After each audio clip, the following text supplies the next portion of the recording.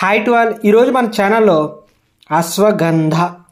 అశ్వగంధ అనేటటువంటి మొక్క సొలనేసి కుటుంబానికి చెందింది. అయితే ఈ మొక్కను పన్నీర్ గడ్లని, వెంటర్ చెర్రీ అని, ఇండియన్ జిన్సెంగ్ అని కూడా పిలుస్తారు. అయితే అశ్వం యొక్క వాసన అని అర్థం. దీనిని ప్రతిరోజు సేవించడం వల్ల అశ్వం యొక్క శక్తి వస్తుందని బయట చెప్పుకుంటూ ఉంటారు. అయితే ఈ మొక్క మనం చూసుకున్నట్లయితే 1 మీటర్ ఎత్తు వరకు పెరిగే బహువార్షిక మొక్క. నక్షత్రాకారపు కేశాలు ఉండి పత్రాలు అండాకారంగా ఉండి గుండ్రని ఆకారంతో నువ్వు కలిగి ఉంటుంది. ఆకులు మొదటి నుండి కాడలు లేకుండా చిన్న కాడలతో పెరుగుతాయి. దీని పువ్వులు తెల్లగాను, పండ్లు గుండ్రంగాను ఉంటాయి. కాయలు పండినప్పుడు ఎరుపు పసుపు రంగులో ఉండి 7 mm వరకు ఉంటుంది. దీని విత్తనాలు పసుపు రంగులో ఉంటాయి. వేర్లు సుమారు పొడవు 10 నుంచి 20 సెంటీమీటర్ల వరకు ఉంటాయి. మందం చూసుకున్నట్లయితే 1.5 సెంటీమీటర్ మందం వరకు వేర్ల మందం ఉంటుంది. వేర్లు లేత పసుపుతో కూడిన తెలుపు రంగులో ఉండి చిరు చేదును కలిగి ఉంటాయి, లైట్గా చేదును కలిగి ఉంటాయి. అయితే ఈ చెట్టు వేర్లు ఆకులు పండ్లు కూడా మెడిసినల్ అండ్ అరోమేటిక్స్లో చూసుకున్నట్లయితే ఔషధ గుణాలను కలిగి ఉంటాయి. భారతదేశంలో ఉత్తర ఆఫ్రికాలో విస్తరించి ఉన్నాయి. భారతదేశం మరియు ఉత్తర ఆఫ్రికా 2 చోట్ల కూడా. అయితే కమర్షియల్గా మన దగ్గర పంజాబ్, హిమాచల్ ప్రదేశ్, మధ్యప్రదేశ్, ఉత్తరప్రదేశ్, రాజస్థాన్, కర్ణాటక రాష్ట్రాల్లో మరియు ఆంధ్రప్రదేశ్ రాష్ట్రంలో కూడా ఇవి సాగులో ఉన్నాయి. మధ్యప్రదేశ్లో మాండ్సోరు, కాన్పూర్ జిల్లాలో సుమారు చూసుకున్నట్లయితే 15,000 ఎకరాల్లో దీన్ని సాగు చేస్తున్నారు. నిమచ్ మరియు మండోసోర్ అనే మార్కెట్లు ఈ అశ్వగంధ ఎగుమతికి ప్రపంచానికి కూడా వరల్డ్ వైడ్ ప్రసిద్ధి చెందాయి. అక్కడ అశ్వగంధ కొనుగోలుదారులు, దిగుమతిదారులు, ప్రాసెసింగ్ చేసేవాళ్ళు ఉన్నారు.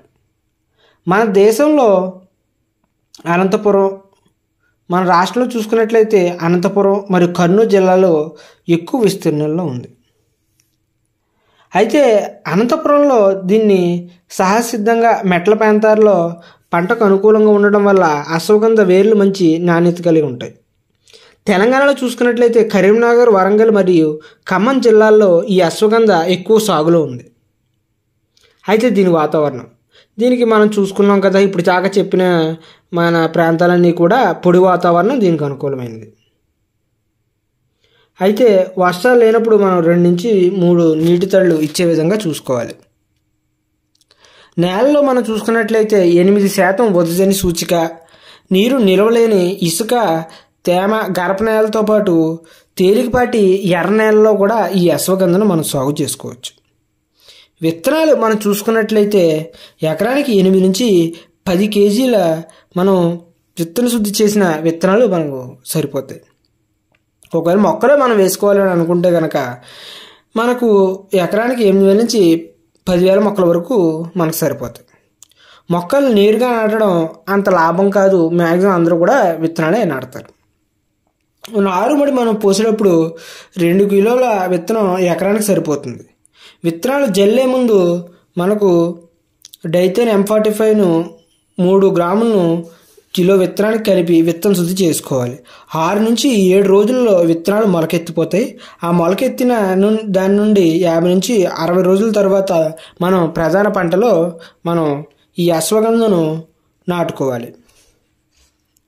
ఈ అశ్వగంధను విత్తే సమయం చూసుకున్నట్లయితే వర్షాధారంగా సాగు చేసేటప్పుడు జూన్, జూలై మాసాల్లో నీటిపారుదల కింద ఉండేటట్లయితే అక్టోబర్, నవంబర్లో 2వ పంటగా దీన్ని వేసుకోవచ్చు.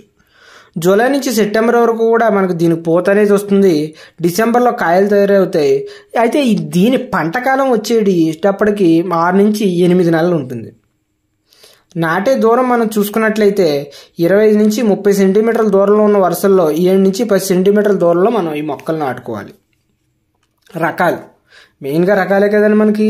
రకాలు అయితే మధ్యప్రదేశ్లో జవహర్ కృషి విశ్వవిద్యాలయం వారు తక్కువ ఎత్తు ఉండి అధిక దిగుబడిని ఇచ్చేటటువంటి మనం చూసుకున్నట్లయితే 180 రోజుల్లో అది కోతకు వస్తుందని వాళ్ళు చెప్తున్నారు. అయితే అది జవహర్ అశ్వగంధ 20 అనే పేరుని దానికి పెట్టారు. అయితే కేంద్రీయ ఔషధం మరియు సుగంధ మొక్కల సంస్థ లక్నో వారు రక్షిత మరియు పోషిత అనే రకాలను కూడా విడుదల చేశారు.